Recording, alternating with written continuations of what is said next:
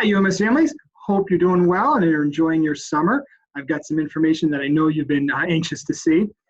It's about starting to give you a flavor of what school is going to look like when we open back up during step 2 of this pandemic. There are some guidelines that answer as many questions as I can possibly answer for you right now. There are still a few things we need to make some decisions on as an administrative group. And there's some guidance that we're still waiting on, but I've got a lot of information in the guidelines, so please take the time to read through them. And I had some good help doing it. You'll notice the committee that worked on these this summer, and it's a really good representation of this school. And I just want to start by giving them an acknowledgement for all their hard work. I do also, next week, we're going to start sending home some videos so you and your child can look at that and get a visual of what some of these things are going to be like for example, the daily health check, what that will entail, and what a classroom is going to look like now with social distancing. So be looking for those next week. And the other thing I want to do is I just want to highlight a couple of the things in the guidelines. These are in there, but I know they're the biggies that you're probably really wanting to know. And if you don't have a chance to get to the guidelines, the first one is placement and class size. So we purposely made a decision to not share the class list this spring, and I'm so glad we didn't, because between the alphabet split for the hybrid days and the families who have chosen to keep their students home full time, the families who have had to move because of all this, the class sizes that we had tentatively put together are not, we just can't do it. They're just not balanced. So we are working on that currently, taking all these new variables into place to make balanced classrooms. And what I can say right now is it's looking like the class sizes during the hybrid days will be about 8 to 10 students per class. And obviously when we come back full time, there'll be about double that. And I anticipate some families may make some decisions based on that too. Some may choose to stay home when it's full time and more kids, and some may choose to send their children here when it's full time. But we'll certainly keep you posted on that, and I will get you the class lists out as soon as possible. The other thing I'm sure is important to everybody is kind of what's a typical day going to look like.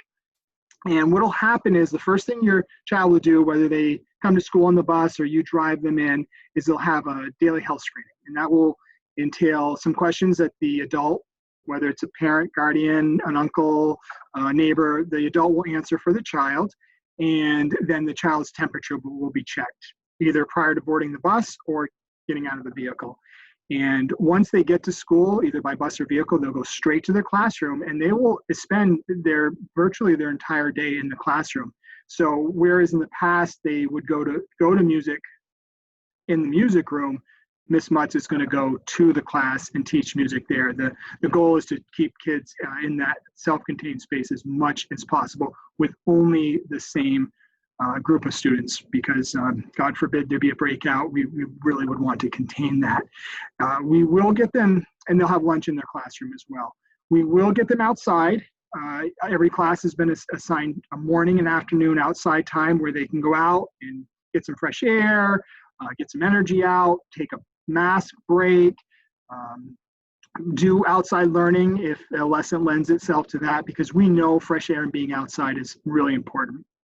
The one class that is going to happen outside the classroom is PE, and we've rented one of those large tents that you might see at a wedding or large outdoor gathering. So PE can be outside as much as possible. So even on days where it might be rainy and we would be inside in the gym, these kids can still get outside and get that fresh air.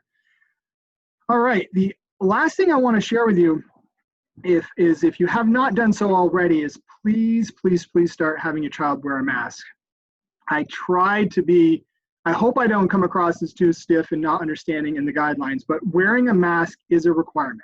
For your child to be able to come to school here, they are going to have to wear a mask, and they're going to have to wear it virtually all day, other than when they're eating or outside or taking a planned break. And I will be honest, this is the thing that causes me the most anxiety is there are times where I think, this age group, they like to please.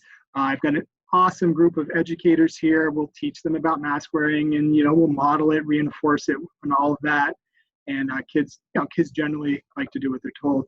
And then there are times I have visions of walking into a classroom and nobody's got a mask on, and all the kids are crying like Peanuts characters with the tears coming out of their eyes because the mask itches, or it's hot, or they don't like the color, or their friend has this really cool Elsa mask and they wish they had an Elsa mask.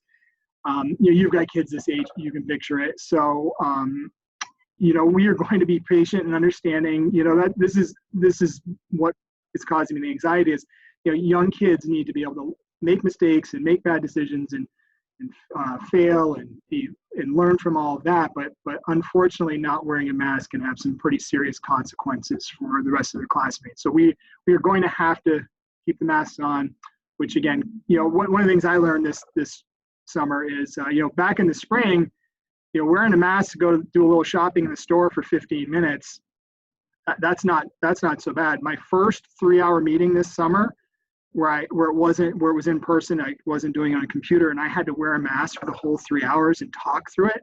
It's a different experience, and that took some getting used to. So again, if you haven't done so already, please start having your child practice wearing a mask for long periods of time, because they're going to have to do that here at school. All right. Enjoy your last few weeks of summer. Read through the guidelines. Feel free to send me an email with any questions you have. I'm more than happy to answer what I can. If I neglected something in the guidelines, I will update them as more information comes, or if somebody asks a really good question that needs clarification. I did have a couple PTA parents. I want to give them a shout out. Thank you, Brady and Lindsay, for reading these over and helping me make sure I captured everything that we feel parents want to know. All right, have a fantastic rest of your summer, and I will see you soon.